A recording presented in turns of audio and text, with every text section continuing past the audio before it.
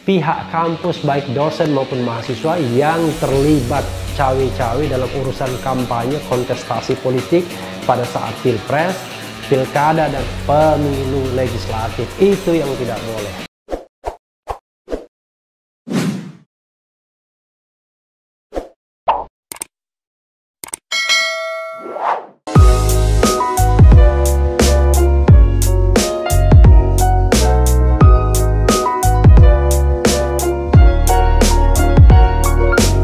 Assalamualaikum warahmatullahi wabarakatuh.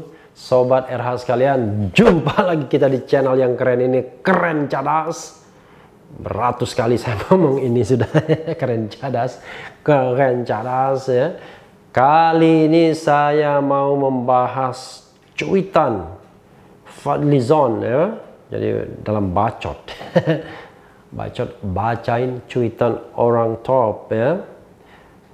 Walaupun dimuat di Tajdid ID ya, tapi dari bacot ini ya, dari bacain cuitan orang top atau cuitan Fadlizon. Tajdid.id ya. Fadlizon dukung BEM UI tolak fakta integritas mahasiswa baru. Memang kurang kerjaan ini UI ya. Fakta integritas untuk mahasiswa baru Universitas Indonesia UI menyita publik.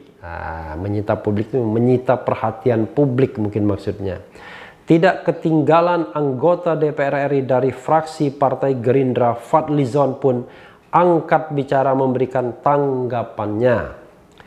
Segala bentuk pemasungan hak politik jelas bertentangan dengan hak asasi manusia, kicau Fadlizon di akun Twitternya Fadlizon Kamis 17 September 2020. Ya, tidak hanya bertentangan dengan hak asasi manusia ya, tapi yang lebih penting adalah bertentangan dengan hak konstitusional ya. Hak konstitusional itu hak tentu yang dijamin oleh konstitusi sebuah negara. Sementara hak asasi manusia adalah hak yang secara kodrati diberikan oleh Yang Maha Kuasa ya. Jangan sampai hanya menara gading atau sekadar skrup dari kekuasaan. Tolak fakta integritas, dukung BEM UI official, kata alumni program studi Rusia Fakultas Ilmu Pengetahuan Budaya Universitas Indonesia FIB UI tersebut. Ya, saya juga alumnus UI, jadi juga ingin menyampaikan keprihatinan terhadap alma mater saya. Jadi saya sempat mengambil pasca sarjana S2 di UI antara tahun 2000 sampai 2002 ya. Kuliahnya sih bukan di Depok tapi di Salemba. Cuitan Fadlizon itu menyikapi kicauan mantan sekretaris kabinet era pemerintahan Susilo Bambang Yudhoyono SBY di Poalam. Saya pahami penolakan BEM UI official dan mahasiswa UI karena dirasakan pemasungan hak politik mereka sebagai manusia dan generasi muda. Kendati pihak administrasi Rektorat UI jelaskan ala klarifikasi receh, fakta integritas dimaksud kicau di Poalam 49. 49 ini kelahirannya begini sama dengan kelahiran SBY. Sebelumnya mahasiswa baru UI mempertanyakan fakta integritas yang harus ditandatangani mereka. Isinya antara lain larangan untuk tidak terlibat dalam politik praktis yang mengganggu tatanan akademik dan bernegara, serta tidak melaksanakan dan atau mengikuti kegiatan yang bersifat kaderisasi atau orientasi studi atau latihan maupun pertemuan yang dilakukan sekelompok mahasiswa atau organisasi kemahasiswaan yang tidak mendapat izin resmi dari pimpinan fakultas dan atau pimpinan Universitas Indonesia. Nggak bisa ikut apapun ya. Jadi sobat era sekalian, inilah fenomena era pemerintahan Jokowi yang menurut saya coba mencengkramkan kuku kekuasaannya di kampus-kampus. Saya merasakan misalnya di kampus UGM juga ya. Mereka-mereka yang kritis dengan kekuasaan bisa jadi mulai disingkirkan ya. Sementara mereka yang pro kekuasaan itu cepat mendapatkan katakanlah apa saja lah kira-kira ya, tidak dipersoalkan dan lain sebagainya. Padahal kalau kita mau steril ya harus steril dua-duanya. Steril dari politik, praktis, ya dua-duanya. Baik terhadap so-called sebagai pendukung pemerintah maupun yang kontra pemerintahan. Nah, ini kesannya adalah hanya mereka yang kritis pada pemerintahan yang dilarang, yang pro tidak. Kenapa begitu? Ya sederhana Sobat Era sekalian, banyak sekali intelektual kampus yang kemudian dalam tanda kutip berselingkuh dengan kekuasaan. Menjadi bagian dari tim sukses pasangan-pasangan calon presiden yang akhirnya direkrut di kekuasaan dan mereka meninggalkan kampus-kampusnya. Memang mereka tetap belajar, tetap mengajar, tapi itu hanya sambilan saja. Karena tenaga mereka habis untuk menjadi birokrat di seputar kekuasaan misalnya. Birokrat apa saja. Karena memang orientasi dosen kadang-kadang ya jabatan, itu susahnya. Terutama mereka yang sudah pernah menjabat di struktural kampus, ketika mereka step down, ya katakanlah rektor misalnya, maka yang dipikirkan adalah bagaimana bisa menjadi, syukur-syukur menjadi menteri misalnya, atau paling tidak dirjen, sekjen, atau kepala badan, atau ketua lembaga dan lain sebagainya. Nah, inilah menurut saya buruknya kampus kita ya, yang sudah terlalu dalam ikut dalam kegiatan-kegiatan yang sifatnya praktis. Dosen tidak cukup hanya menjadi dosen saja. Saya bicara dosen yang ASN, pegawai negeri sipil ya. Kalau swasta ya nggak ada masalah, karena swasta itu namanya swasta, tidak dibiayai oleh negara. Jadi ya terserah mereka. Yang penting mereka menjalankan fungsi mereka secara profesional. Tapi kalau dia dosen negeri, ya negerinya itu sendiri kan sudah dibiayai oleh negara. Harusnya mereka bersikap mengayomi, bersikap netral terhadap semua kelompok-kelompok kekuasaan. Ingat, mereka dibiayai negara ya, bukan dibiayai pemerintah. Ini yang kadang-kadang kita salah. Pemerintah dan negara itu tidak sama dan sebangun. Pemerintah unsur negara, tapi tidak sama dan sebangun. Karena negara juga ada juga unsur negara lainnya, yaitu rakyat.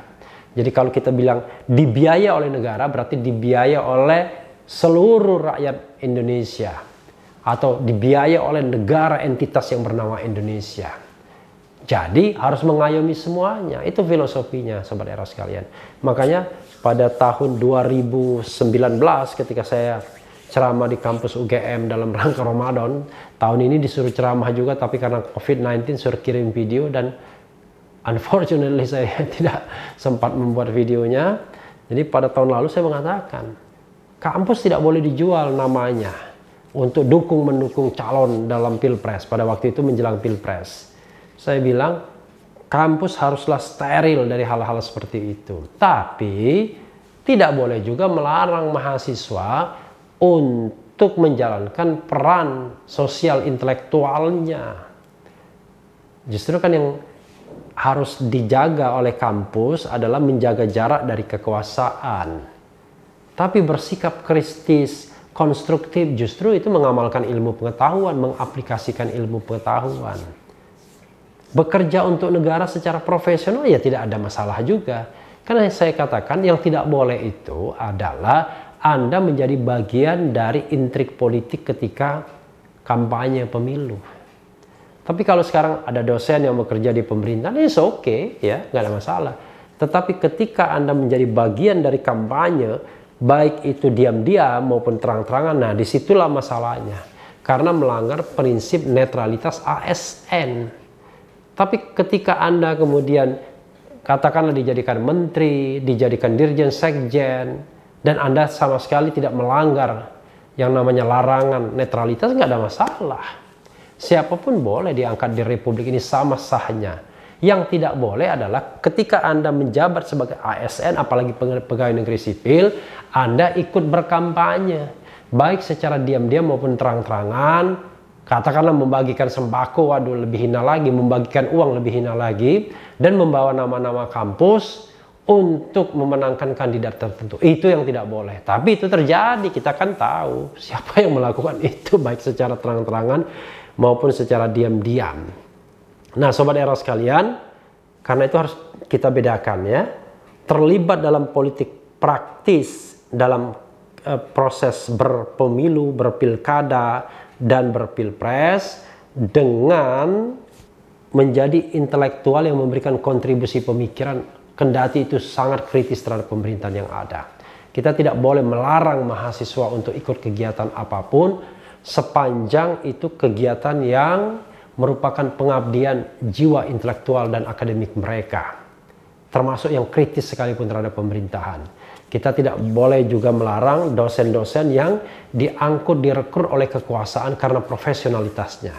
Yang dilarang adalah pihak kampus baik dosen maupun mahasiswa yang terlibat cawe-cawe dalam urusan kampanye kontestasi politik pada saat pilpres, pilkada, dan pemilu legislatif. Itu yang tidak boleh. Jadi sahabat era sekalian, mudah-mudahan UI, UGM, dan kampus-kampus lainnya tidak menjadi kampus yang otoriter, kampus yang menjadi bagian dari kekuasaan yang otoritarian, tapi tetap menjadi kampus yang memunculkan hawa segar demokrasi dan tempat penyemaian bibit-bibit pemimpin bangsa yang cerdas, terbuka, demokratis, dan mampu mendengar kritik secara lapang dada dan mau mencerna kritik tersebut sebagai bahan masukan yang baik dan konstruktif. Ya sobat era sekalian, itu saja. Yang penting tetap di channel ini, karena di channel ini Anda akan dirayu, ditipu, dibaperin, dicecar, diuber, pula diganggu. Karena channel ini adalah channel yang mengancam, memeras, dan membenci. Jangan lupa subscribe, like, comment, and share. Ciao.